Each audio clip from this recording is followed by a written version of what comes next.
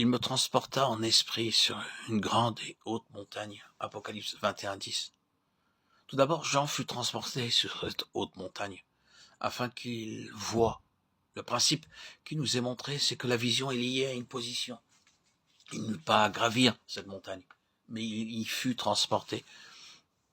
Ceci parle de notre position céleste en Christ. Ce n'est donc pas une position que nous avons à conquérir, mais en Christ. Elle nous est acquise, et nous avons à l'occuper par la foi.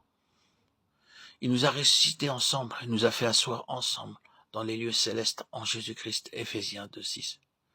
Ainsi, par la résurrection, nous avons reçu une nouvelle vie, et par l'ascension, une nouvelle position spirituelle. Jean a vu l'Église descendant du ciel. C'est là qu'elle est née, dans le cœur même de Dieu, avant les temps éternels. Éphésiens 1:4, 5, 6.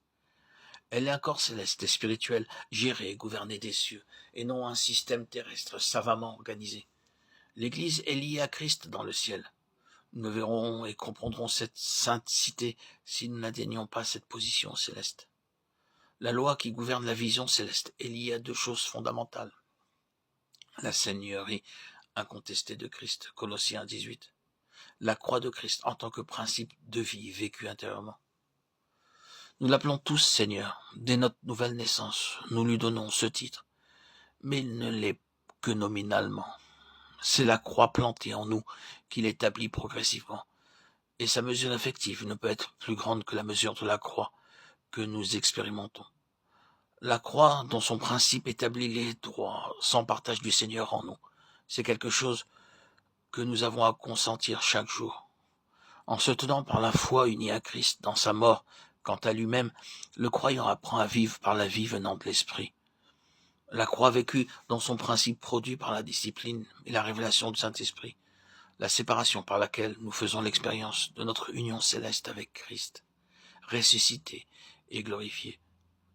C'est alors que la position est expérimentalement non seulement une vérité, mais une réalité vivante qui produit un changement profond dans le croyant. Ce n'est que lorsque cette union céleste et cette position sont effectives que Christ entre dans son héritage, qu'il possède en ceux qu'il a rachetés par son propre sang. Celui qui me parlait avait pour mesure un roseau d'or, afin de mesurer la ville, ses portes et sa muraille. Apocalypse 21:15. Que représente ce roseau d'or? Par définition, une mesure sert à évaluer une grandeur par rapport à une autre, de même espèce, prise pour unité. Ainsi, l'unité de mesure de Dieu, c'est l'or pur de la nature de Dieu, qui se définit en termes de pureté et de transparence. Lorsque le but sera atteint, nous serons une expression parfaite de la nature de Dieu.